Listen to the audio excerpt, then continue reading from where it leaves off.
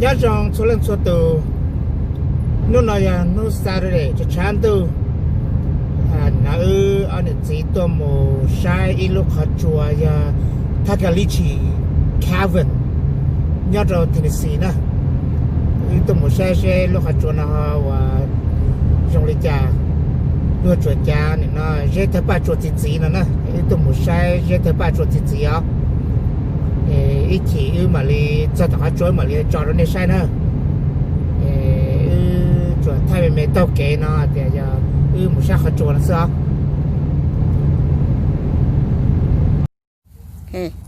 ok tôi chọn đượcว่าถ้าจะรีช cover เลยนะcho nên một sai sẽ dễ thấy bắt chuột chỉ trong lịch trả này còn nó chỉ trong có nhau cứ học sư ta chỉ mà một hạt chuột này để cho nên một sao nên cho một sai này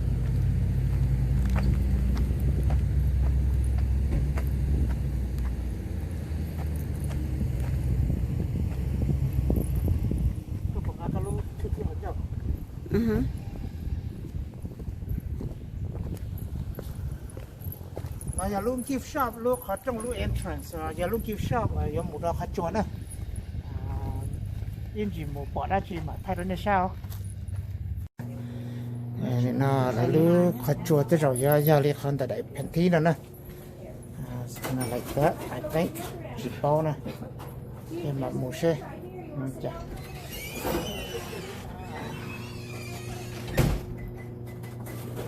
mua một local honey mua book mua gift shop mà sao là luôn gift shop nữa nè thế nào chơi chỉ mua nhiều chơi vừa tao nữa họ thế nào giờ không kha nhớ đâu nó mua nhà cây nhà nông nhũ nhà nào nhớ tên nào sai vừa cái tên nó chấm tới và tới chế là những trong cơ chấm mà những chút tới chế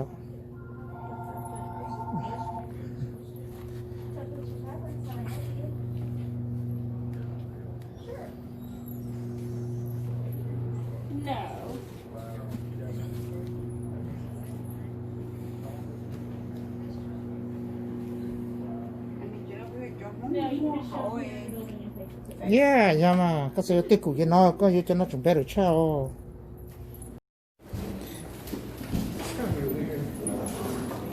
okay we are heading down to the cave now cái mỏ khách chuột nữa cho xe đợi mà đi xe cho nó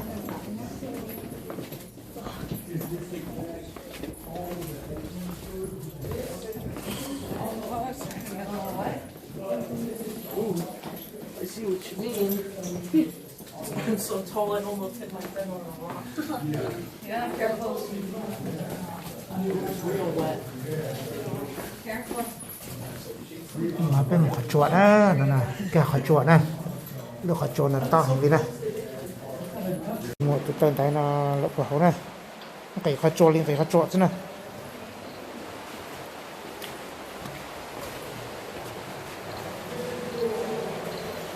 cái bó họ này chưa trong cái bó cún to tê và sống nằm thở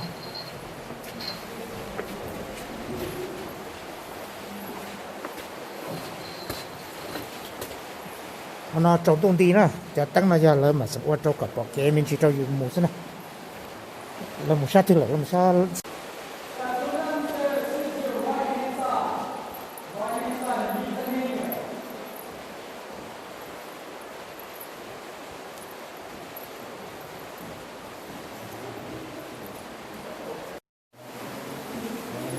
โอเคเจ๊เธอป้าจุดจีตรงนี้นะนะตัดต่อว่าtới ba chỉ đi nó này lưu dây nó sáng nó giờ sáng và giờ cố chấp lại nó này sáng nó sáng cố chấp lại vấn đề chấp lại nó tự đầu toàn bộ nó đây một nó lại nè ông chọn lại cái trái anh chỉ lại chỉ tao lại bông rong lại cho chọn tu chỉ bỏ chỉ rong này đó là chọn lại nó chọn này cái dây tới ba chỉ trong lịch trả nè đọc bơ lưu lió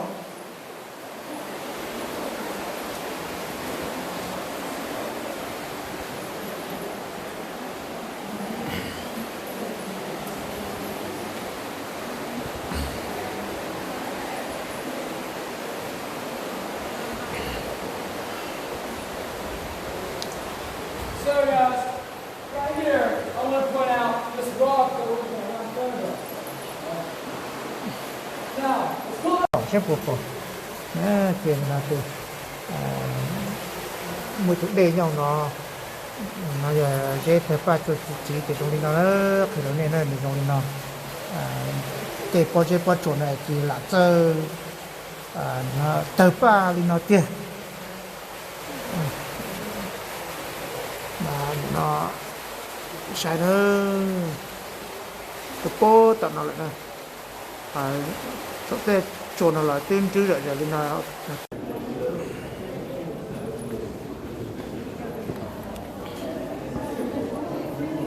That's a good camera. it's just a phone. What kind of phone is that? It's Samsung Note 10 Plus.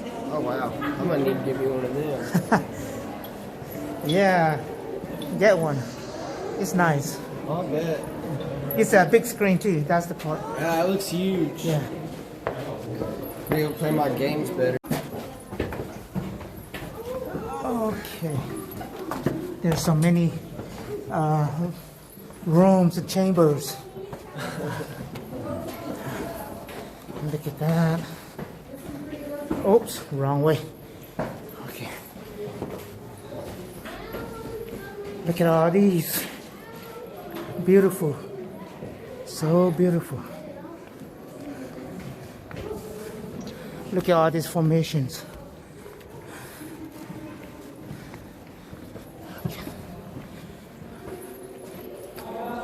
Look at all this rock formation.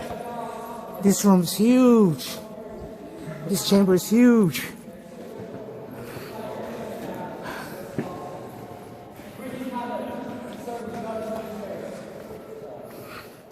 If lights on here, it will be huge rooms.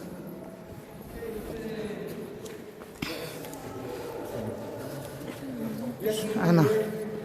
Alright, so we can get children on the left, the floor, or behind you. We will have a pretty big number of people. So, my group, what we're going to do is if you're confident enough, I will let you sit on this ledge. You just can't move, okay? So just sit there, but don't move. You guys can.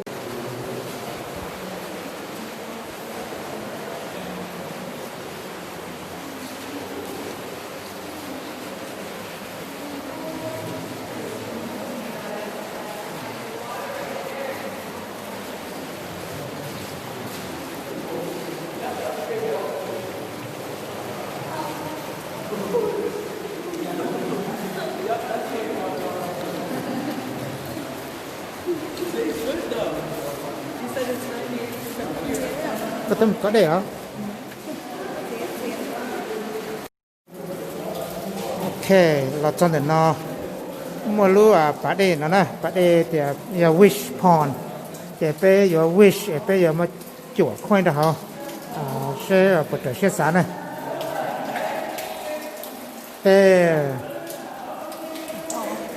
Lại bài là chỉ tìm lâu cho khoai họ nó là nè. Chắc đàn sức cho nó là mất đâu để cho nó đâu để đâu lấy cho không màu nữa này.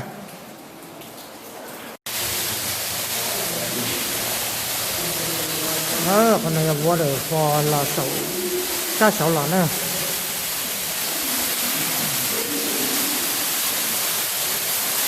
Beautiful.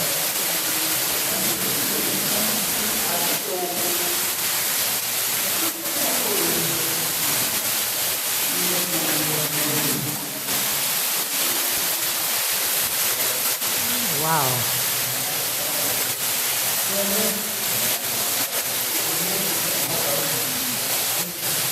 Okay, coming from that chamber.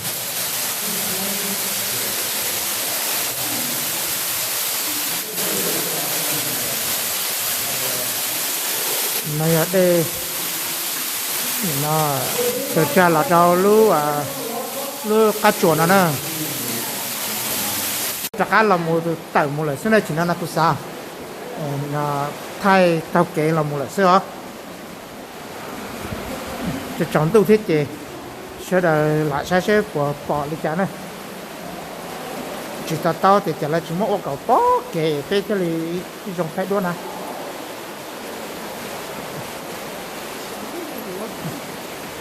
trong đâu chỉ cho thay mình chỉ lên nào xí nữa chỉ tới rồi bên trong nó bên trên tại chỉ bên tàu một số là xí nữa